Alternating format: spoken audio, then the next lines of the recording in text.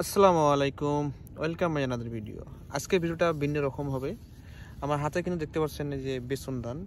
তো আসলে চাচ্ছিলাম যে আজকে খেলাটা দেখবো, রংপুর রাইডার্সের খেলাটা দেখবো সুন্দরভাবে, কারণ অনেক প্লেয়ার আসছে, আবার গুঞ্জন শুনি হবে না, তারপরে লোকাল প্লেয়ার দিয়ে খেলবে, কিন্তু আসলে ভাগ্যর এমন পরিহাস, আমাদের রংপুর রাইডার্স আজকে এমনভাবে মানে হাতে হারিকেনে মানে গয়ে বাঁশ খাইছে। হ্যাঁ, তো তাদের হিসেবে এই যে বেসনটা দেখতেছেন, ওদেরকে আজকে আমার জমিতে এসে যে বেসনে ধান গাড়ি খোসা দিত, তাও উপকার হতো মানে আমার। ঠিক আছে, এই লজ্জা আসলে কি বলবো, রংপুর রাইডার্স করলো কি?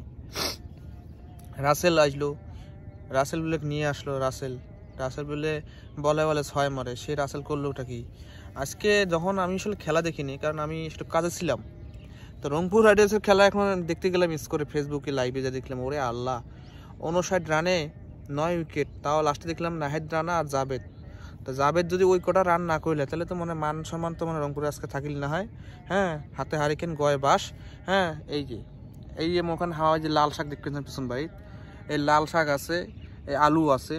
যদি তোমার ভিটামিন কম থাকিলে হয়, ভিটামিন শর্ট পড়ছে, তোমরা আমার কোনিন হয়, আমরা রংপুর থেকে মনে করেন লাল শাক রান্না করি, ঝোল করি, পাটে দেন হইলে খায়াটা শরীরের রক্ত ভিটামিন শর্ট পড়লে পূরণ হইলে। কিন্তু কে বাহে তোমরা আজকে এমন খেলা খেলেন, 5টা ম্যাচ কোন তো তোমার একটা ম্যাচ হারছেন, কোনো সমস্যা নেই, দ্বিতীয় ম্যাচ হারলেন তাও সমস্যা নেই, কিন্তু তৃতীয় ম্যাচে তো অবশ্যই কনফার্ম হওয়া লাগে যে না, আসলে টানা 2টা ম্যাচ হারলাম, তৃতীয় ম্যাচটা একটু ট্রাই করি, সেটাও না বুঝলাম। চতুর্থ ম্যাচটা সেটাও হারলেন, আর এই যে লাস্টে কোয়ালিফাই করে যাওয়া, হ্যাঁ, যে মানে প্রথম বিপিএল এর শীর্ষ স্থান দখল করছিল রংপুর রাইডার্স।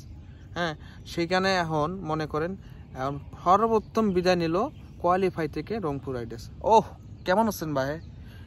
এত লাফালাফি করলাম, এত সাপোর্ট করলাম যে রংপুর রাইডার্স এবার কাপ নেবে বিপিএলে, বসুন্ধরা গ্রুপের মুখের উজ্জ্বল আশা পূরণ করবে, যাই হোক, কিন্তু সেটা তো রংপুর রাইডার্সের প্লেয়াররা করতে পারলো না।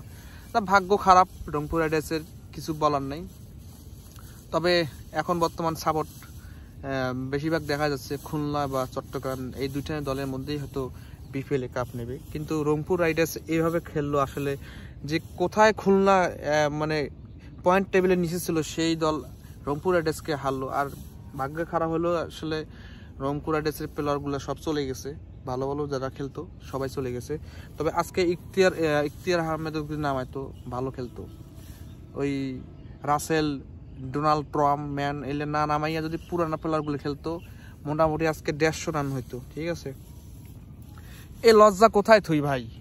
আজকে রংপুর রাইডার্স এমনভাবে হারছে, আসলে কিছু করার নাই, বলার নাই। এই যে আমাদের বাড়ি রংপুর, হ্যাঁ, দেখেন আমাদের মানে রংপুরে কিন্তু আলু দিয়ে বিখ্যাত। এই যে লাল শাক আছিল, যদি এগুলা খাওয়া লাগতো, শাকসবজি খাইয়ে যদি মাঠে নামতো তাহলেও ভালো হতো। কিন্তু কপাল খারাপ, সোহান আজকে টসে জিতেও কিন্তু কেন ফিল্ডিং নিল না আগে, ব্যাট কিসের জন্য নিল এটা তো বুঝলাম না।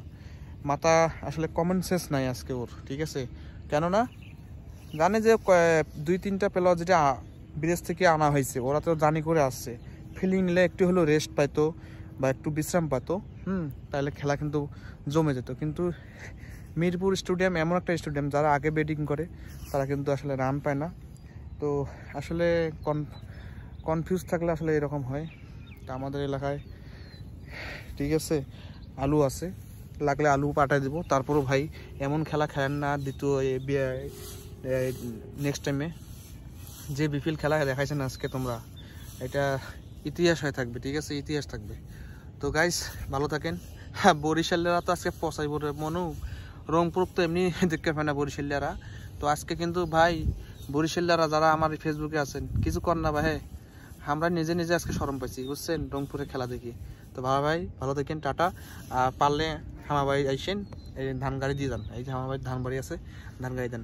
আর রংপুর রাইডার্স প্লেয়ারগুলোকে বলি, তোমরা ভালো খেলছেন, ভিটামিন শট পড়লে আমাদের এই এলাকায় আইসেন, এই যে লাল শাক আছে, আলু আছে, যে তাও হয় সমস্যা নেই, অন্য কিছু খাওয়াবো, সমস্যা নেই, ভিটামিন শক্তিশালী জিনিস খাওয়াবো। যা খেলা দেখালেন তোমরা ভাই, ভালো থাকেন।